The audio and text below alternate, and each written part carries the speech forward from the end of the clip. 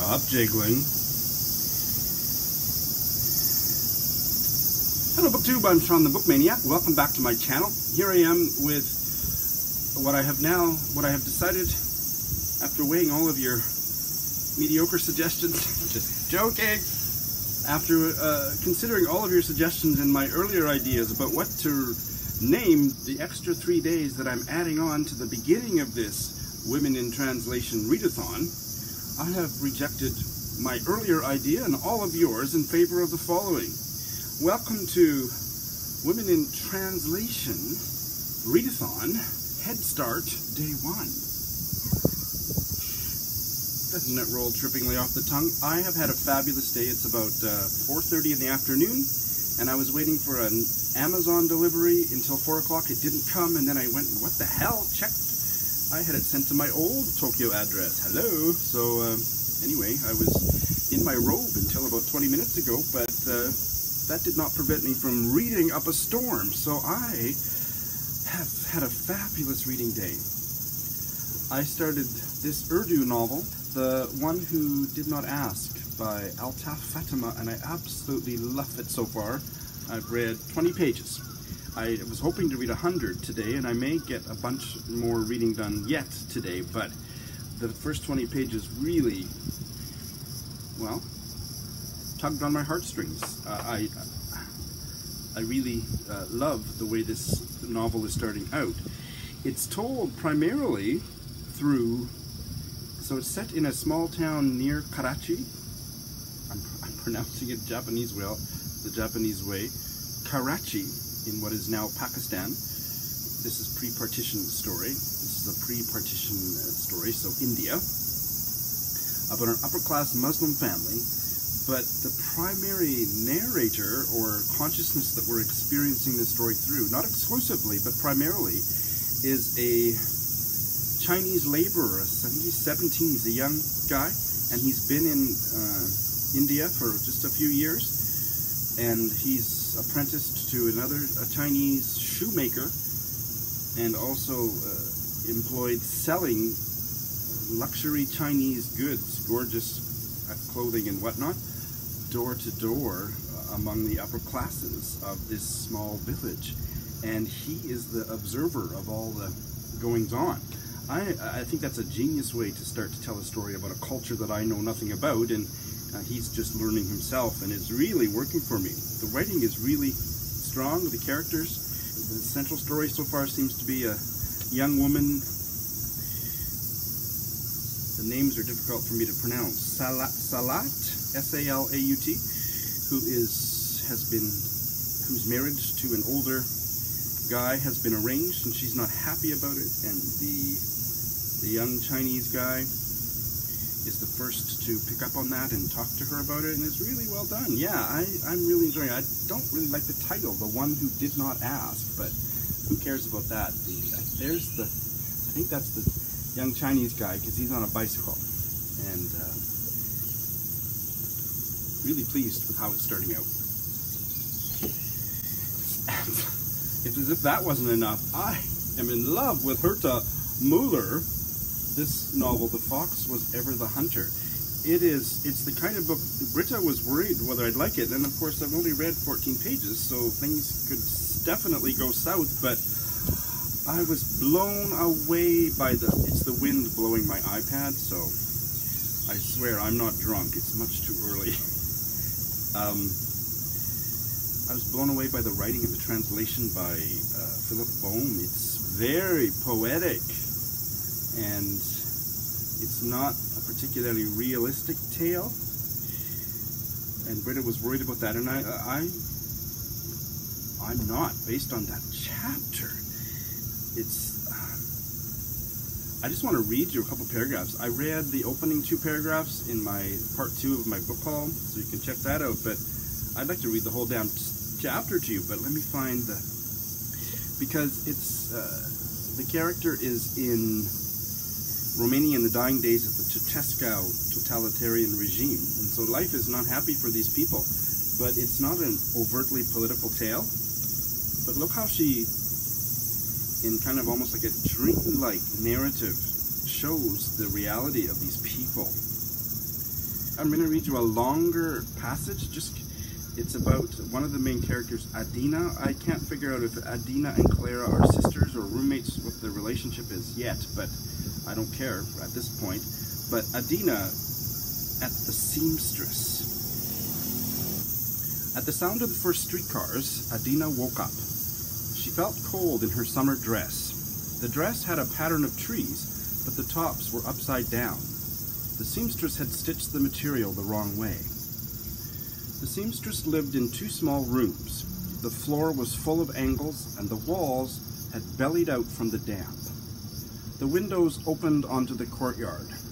One window had a sign propped up that said, "Cooperative of Progress." The seamstress called the rooms the workshop. Every surface, table, bed, chairs, chest, and even the floor was covered with snippets and scraps. And each piece of fabric had a piece of paper with a name. A wooden crate behind the bed held a sack full of scraps. On the crate was a label, "No longer of use." The seamstress kept her clients' measurements in a small notebook. Anyone who'd been coming for years was considered a long-timer. Whoever came rarely, by chance, or only once, was a short-termer. If a long-timer brought some material, the seamstress didn't need to take more measurements, except for one woman who went into the slaughterhouse every day and was as emaciated as the men.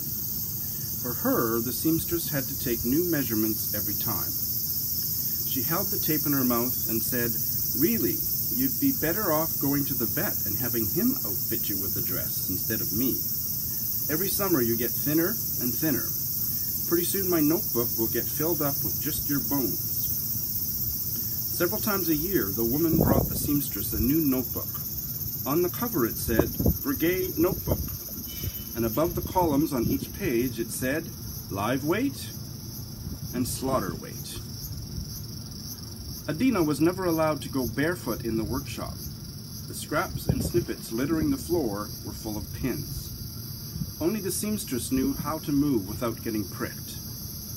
Once a week, she crawled through the rooms with a magnet, and all the pins and needles jumped into her hand. When Adina tried on the dress, her mother said to the seamstress, "Can't you see that the trees are growing the wrong way? You turned the fabric upside down." The seamstress could still have turned it right side up. The fabric was only basted with white thread. But with 2 pins in her mouth, she said, "What's important is front and back, and that the zipper's on the left. Besides, when I look from here, the bottom is the top." She lowered her face to the floor. "That's how the chickens see it," she said. "And the dwarves," said Adina. Her mother looked out the window at the courtyard.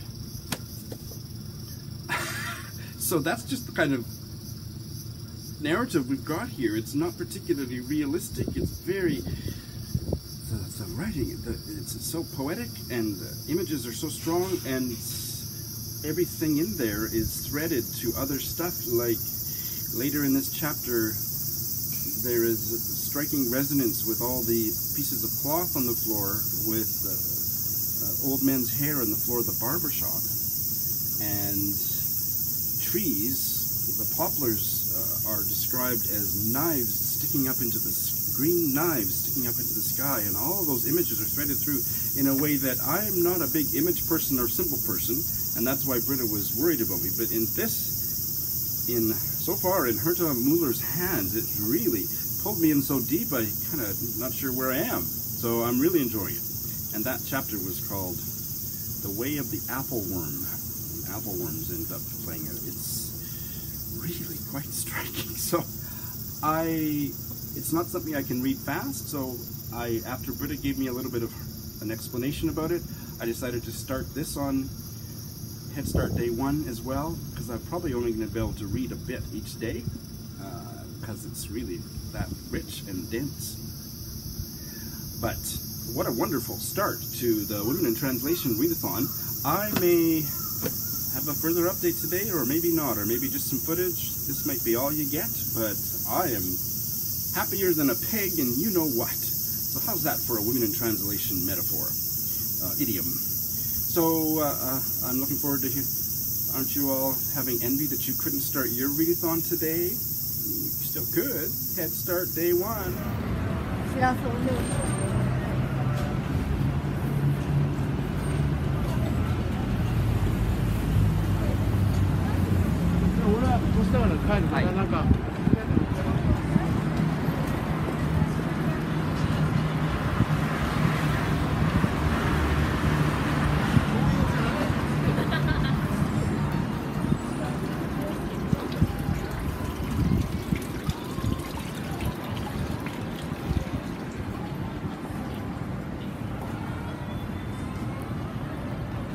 Hey, well, I got a little bit more reading done tonight on the bus ride here and on a couple classroom breaks. So I'm happy to report that I have now started the Japanese novel by Yuko Tsushima, Territory of Light. It's a novella really, 116 pages, and I've been wanting to get to it for months and finally got to it, and it's great. So I'm batting 3 out of 3 so far. I've only read about 7 or 8 pages or less of this, but it's a really good translation. So, as I mentioned before, it's about a single mother. She's just moving into a new apartment after she and her husband separated, and I'm really drawn in. She takes about 3 pages or more to describe the really cool apartment they got above an office building on the top floor, and they can use the rooftop patio, and the 3-year-old daughter loves it, and it's got windows on 4 sides. I think that's the first line. There's windows on all 4 sides. And I don't know why, but it really has just drawn me in. I can visualize it, and I'm not somebody who necessarily pays attention to setting, sense of place as deeply as I do to hot guys walking by me when I'm trying to make a video. This, you can't help but pay attention, and I feel like I can completely visualize it. So, met the ex-husband, haven't quite understood what the separation was all about, but another one of my favorite things about Japan is when the Japanese men fan themselves by lifting their t-shirts to get some air and expose their midriffs to me, but I digress. Anyway, that's really all I have to say. It's starting out really good. So I started 3 books today, and I'm really enjoying all 3 of them. And how often does that happen? So I'm off to a good start, and I did a little tour of this Shotengai street during a booktubeathon, and I found a wine bar that I'm going to try tonight. So there'll be a little bit of footage of that, and that'll be it. So, bye.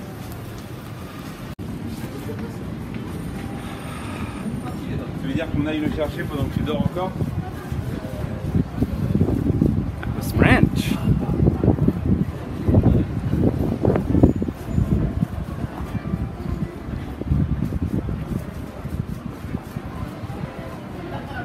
The Japanese word for a pub crawl or bar hopping is hashigo. And I would love to have a hashigo on this street. Look at that. I showed you all these places in the daytime, but they look that much more inviting in the evening, don't they? I would love to have a hashigo on this street. I did many years ago. But I hope that wine bar is...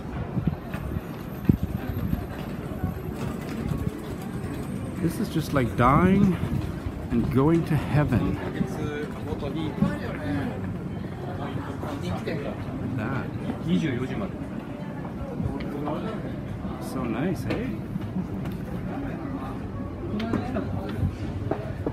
That steak looks really good if it's steak. But it's probably only 80 grams for $20, so no thank you. This is oh, this is a... Oh, yakiniku.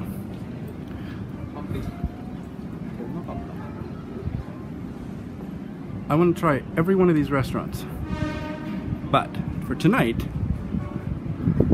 I want to try that cheap wine bar that I saw here. I think it's right...